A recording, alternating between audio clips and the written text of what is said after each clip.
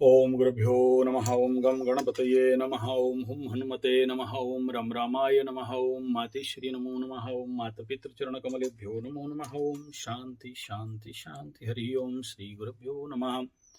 स्वागत है आध्यात्म गुरुकुल, ज्योतिष गुरुकुल, वास्तु गुरुकुल, स्वावलंबन गुरुकुल, पूजा पाठ कर्मकांड गुरुकुल, अभिनय गुरुकुल, राउरकेला उड़ीसा से मैं आचार्य संजय बात करते हैं। पितृपक्ष आ रहा है, इसके ऊपर तो लंबा विचार करेंगे हम लोग, लेकिन आज का वीडियो है इंट्रोडक्शनल वीडियो। पितृपक्ष पूरा 15 दिन तक रहेगा और इस पितृपक्ष में सभी मेरे जितने सारे व्यूअर्स, फॉलोअर्स और जितने सारे मेरे प्यारे प्यारे यजमान हैं, उन सभी को मेरा अनुरोध रहेगा, इस पितृपक्ष का साधना जिनके भी कुंडली में पितृदोष है उसका निवारण करने के लिए अत्यंत अत्यंत सुवर्ण सुयोग होता है।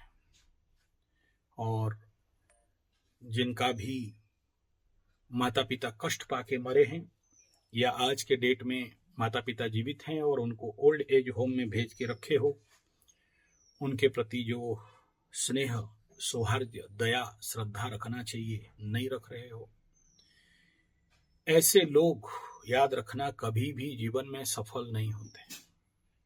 जिनका कुंडली में चंद्रमा 6, 8, 12 में बैठा है, 3, 6, 8, 12 में बैठा है, उनका माओं का जिंदगी में बहुत कष्ट होता है ऐसा संतान जन्म करके, और उनको संतान से कष्ट मिलता है। जिस माताओं के पिताओं के कुंडली में पंचम स्थान पीड़ित अवस्था में, पंचम में ग्रहण वगैरह होता है या अष्टम शनि में जिनका जन्म होता है, उनके जीवन में भी भयंकर कष्ट मिलता है। और ये दोष कदाचित पितृबाधा, पितृदोष के कारण भी मिलता है, भी बोल रहा हूं, ही नहीं। तो ये पितृ पक्ष है जहां पर आप लोग ऐसे दोष से मुक्ति होने का मार्ग पा सकते हो। बहुत से कुंडली देखता हूं, सब कुछ ठीक रहता है, केवल और केवल पितृदोष या चंद्रमा का दुर्बलता या माता को कष्ट के कारण उनके जीवन में बड़े बड़े राजयोग फलित नहीं हो पाते, अमीर लोग भिखमंगा होकर रहते हैं।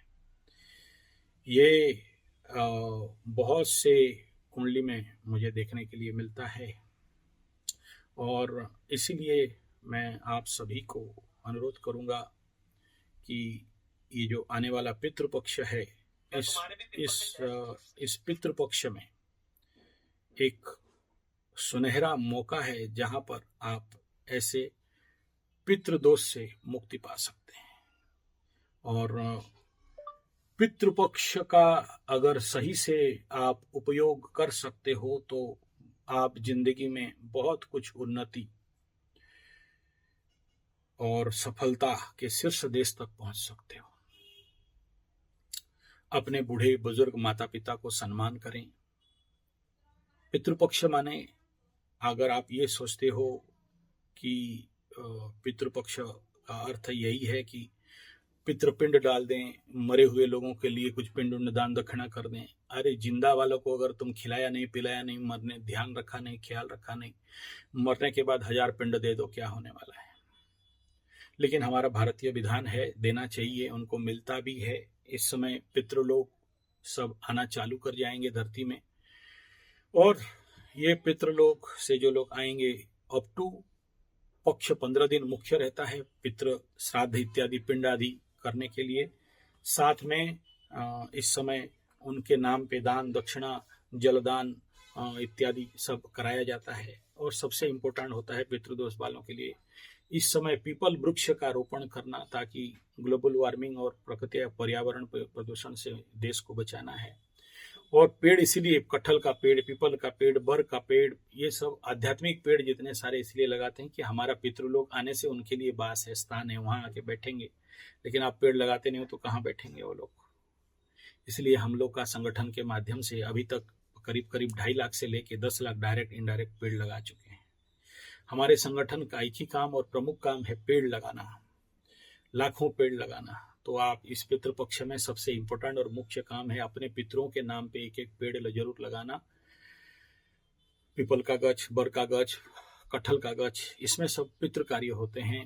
और पितृलोक आके इसमें आके जो आकाश से उतरते हैं, पितृलोक से आते हैं, तो यहीं आपका इंतजार करते हैं। जब आप उनको खिलाते हो, पिलाते हो, सम्मान करते हो, मान देते हो, उनके लिए पानी देते हो, तो वो लोग प्राप्त करते हैं, तृप्त होते हैं, फिर अपने पितृलोक चले जाते हैं। देखो, तृषा तो जानते हो, लेकिन महातृषा निवारणार्थ है। क्षुधा तो जानते हो, महाक्षुधा निवारणार्थ है। इस पितृपक्ष में उनके नाम पे तर्पण और जल इत्यादि दिया जाता है। इस समय आपका घर, ये 15 दिन से लेके दीपावली तक संध्या समय में उनके नाम पे एक दिया जलाना, उनके लिए पानी रख देना, उनके लिए कुछ भोजन व्यवस्था करके ब्राह्मण गरीबों को उनके नाम पे खिला देना, और पेड़ जरूर लगाना, ये पितृपक्ष का प्रमुख साधना रहता है। और इसलिए मेरे को, आप सबको मेरा अनुरोध है कि इस पितृपक्ष का जाया जाने मत दो, अगर कुछ जिंदगी में करना चाहते हो। और पितरों को केवल श्राद्ध तर्पण पितृपक्ष के अंतर्गत पितरों के प्रति सम्मान जागृत करके देना, तो याद रखना उनको मिल जाता है।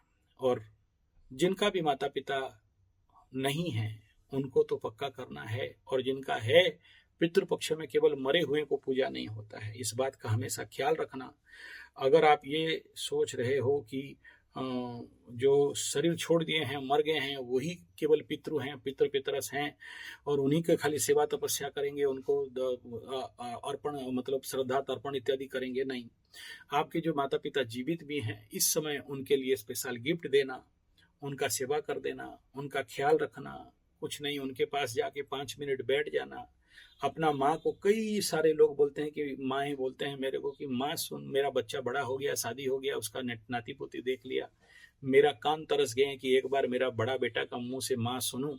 तो एक जाके माँ बोल के पुकार लेना, उसके पास बैठ जाना। कुछ नहीं मांगती है आपको, पैसा पत्थर कुछ नहीं मांगती है, लेकिन एक बार माँ बोल दोगे तो 1 करोड़ का उसको मिल जाता है गिफ्ट, कि वो माँ बनने का उसका जीवन धन्य हो जाता है। इसलिए माँ को कुछ नहीं चाहिए, एक बार पुकार लो माँ बोल के, उसके पास 5 मिनट बैठ जाओ। बैठे बूढ़े बूढ़ी लोग चुपचाप बैठे रहते हैं अकेलेपन में, उनके पास पूछने वाला, समझने वाला, उनका बात सुनने वाला कोई नहीं होता। मैं करता हूँ इसीलिए बोलता हूँ, नहीं करता तो मैं बोलता ही नहीं। मेरा ये रेगुलर प्रैक्टिस है। मैं घर में घुसूँ तो मैं पहले अपने माँ के पास जाके बैठता हूँ, फिर बाकी दूसरा काम करता हूँ। बिना फालतू का भी मेरा माँ को थोड़ा सा मजाक में मतलब माँ बोल के पुकार लेता हूँ। यानी माँ बोल के पुकारना, माँ देखो ये काली माँ और दुर्गा माँ के पूजा में भी आता है कि माँ बोल के एक बार पुकार दो, माँ खुश हो जाती है। और एक माँ बोल के पुकारना, तुम्हारे शनि राहु केतु में दम नहीं है, एक बार माँ बोल के बुला के देख लो, तुमको हर कष्ट पीड़ा से बचा लेती है। ये पितृपक्ष में सीखना और अपने जीवन में उपयोग करना। कोशिश करूंगा, पुराना पितृपक्ष का करीब 50-100 वीडियो होगा, उसका लिंक या प्लेलिस्ट मेरे इस वीडियो के नीचे डाल दूंगा, देख लेना। रियू का ही जापानीज टेक्निक है, कैसे करते हैं, उनके लिए पानी कैसे रखते हैं। मैं रिपीट करना नहीं चाहता हूं, केवल पितृपक्ष में आपको एक बार जागृत कर दे रहा हूं, और ये प्रार्थना कर रहा हूं कि अगर आपका बूढ़ा बूढ़ी ओल्ड एज होम में हो तो उनको ले आइए। उनका घर ओल्ड एज होम नहीं है, आपका घर है। और अपने माता पिता का ख्याल रखिए, ताकि उनका सांस, उनका अभिशाप, उनका अशांति आपके ऊपर नहीं पड़े और आपके बच्चों का भविष्य अच्छा हो। इसलिए बहुत जरूरी होता है कि अपने पितरस को ख्याल रखना, सम्मान करना। हमारा ये भारतीय संस्कृति, हमारा ये भारतीय परंपरा है कि अपने पितरों का ख्याल रखें और पितरों का सेवा करें। और जितने भी बूढ़े माता पिता ओल्ड एज होम में छोड़ दिया गया, अनाथाश्रम में छोड़ दिया गया है, उनका जीवन में हंसी खुशी कैसे हो, उसके लिए कोशिश प्रयास हम सब के हाथ में है, हमें करना चाहिए। और पितृपक्ष में गौ माता को अन्नदान इत्यादि करना, आपके पितरों के नाम पे गौ माता के लिए कुछ ना कुछ धर्मादा निकालना, ये बहुत जरूरी है। तीसरा है कि आसपास जितने भी बूढ़ा बूढ़ी आपको दिखाई दे रहे हैं, इस पर पितृपक्ष में देखो, पितृपक्ष में कोई भी आ जाए, चाहे इस पितृपक्ष में आपके घर के द्वार में या आपके आंख में कोई बूढ़ा बूढ़ी, गरीब बच्चा, चिड़िया, कबूतर, कौवा, कुत्ता, कोई भी रूप में कुछ भी दिखाई दे, उनको भूखे मत रखना, कुछ ना कुछ खिलाना पिलाना, कुछ ना कुछ दान दक्षिणा करना। पता नहीं आपका पितरस किस रूप में आप तक पहुंचते हैं और किस प्रकार आपका सेवा लेते हैं और आपका कल्याण करते हैं। पितृपक्ष में सही से करने से निसंतान को संतान प्राप्ति होता है, गरीबों को धन प्राप्ति हो जाता है, ऋण इत्यादि से मुक्ति मिल जाता है। जिनका जीवन में कार्मिक बाधा है, व्यवसाय ठप है, मान सम्मान का हानि हो रहा है, इस पितृपक्ष में अगर सही से उसको करते हैं 15 दिन से लेके काली पूजा तक, तो आपके जीवन में हर प्रकार का अभिष्ट सिद्धि होता है। जो चाहते हो वो चीज मिल जाता है, और जिस चीज के लिए आपको कष्ट, दुख, दर्द, पीड़ा हो रहा था, वहां से मुक्ति और निवारण हो जाता है। इसलिए पितृपक्ष में अपने विधि विधान के साथ करें। आगे तो और भी वीडियो आपको मिल जाएगा, इसके बारे में और विस्तार कर दूंगा।